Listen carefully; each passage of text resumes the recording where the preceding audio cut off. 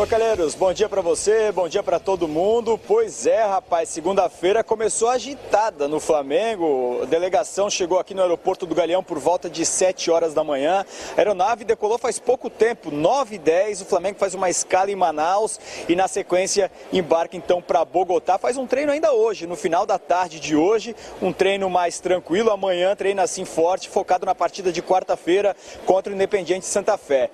Mas na hora que a delegação chegou aqui no aeroporto do Galeão, a gente conseguiu flagrar o protesto de um grupo pequeno de torcedores. As imagens aí do nosso repórter cinematográfico Alan Gonzaga mostram muita indignação, principalmente com o William Arão e com o Diego. O técnico Maurício Barbieri chegou a bater boca com um dos torcedores, mas o presidente Eduardo Bandeira de Melo, esse foi o principal alvo dos torcedores. Foi muito xingado, muito criticado e teve de ser escoltado por policiais militares e também por seguranças particulares do Flamengo. Vamos ouvir, acompanhar um trechinho desse protesto.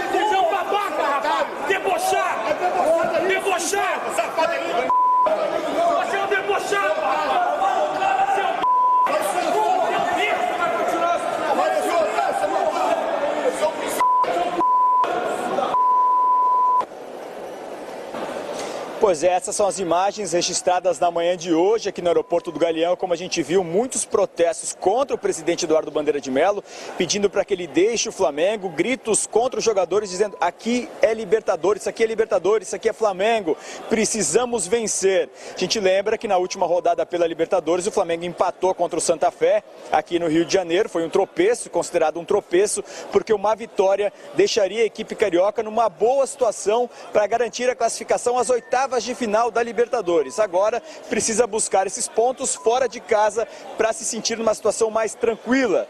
Vale lembrar que o Flamengo lidera o grupo 4 da Libertadores com 5 pontos, está empatado na pontuação com o River Plate, mas caso perca para o Santa Fé na quarta-feira, o time colombiano acaba passando o time brasileiro na tabela de classificação.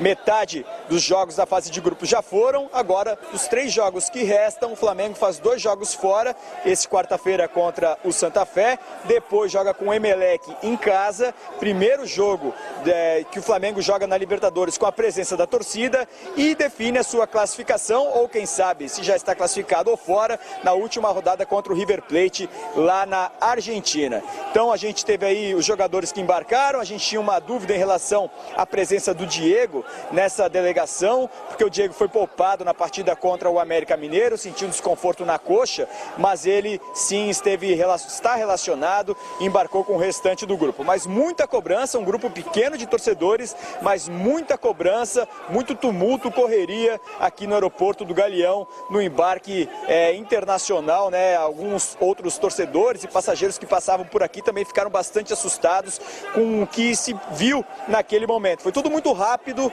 mas foi tudo muito intenso e fica esse registro aí, então, essa indignação, protestos e desconfiança por parte de um pequeno grupo de torcedores rubro-negros, pessoal.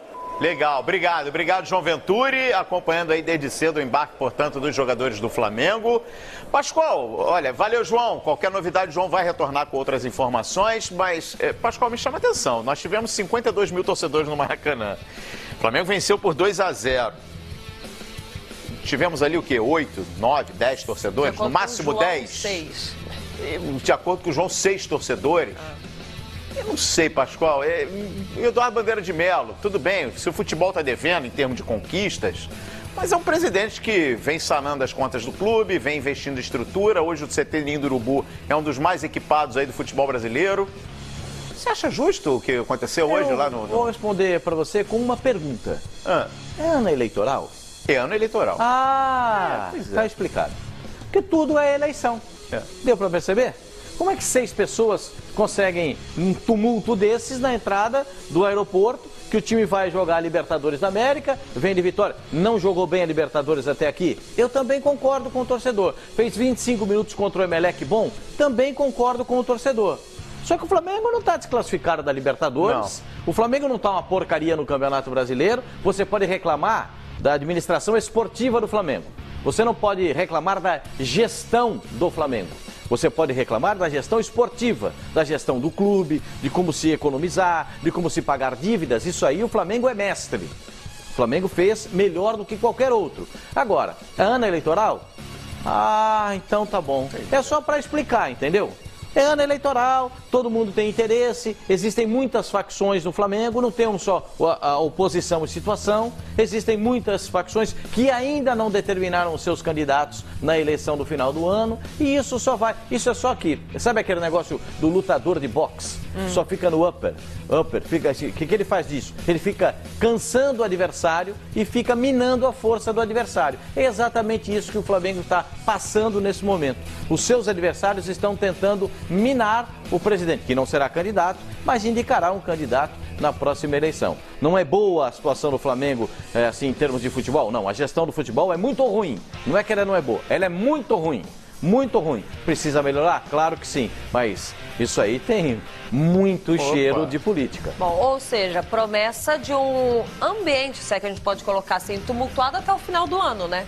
Porque as eleições do Flamengo vão acontecer no final do ano, enquanto isso, vamos acompanhar algumas cenas como essa, como a equipe do Fox Sports registrou logo cedo no embarque. Mas está aí a leitura do Oswaldo Pascoal. A gente já vinha destacando isso semana passada, né? Ano eleitoral vai ser um pouco mais complicado para o Flamengo. Bom, você falou que o Flamengo não jogou tão bem assim? Então vamos conferir, Pascoal, o que aconteceu no final de semana, porque no sábado o Flamengo não foi marcado, não teve um dia marcado apenas pela vitória sobre o América Mineiro no Maracanã.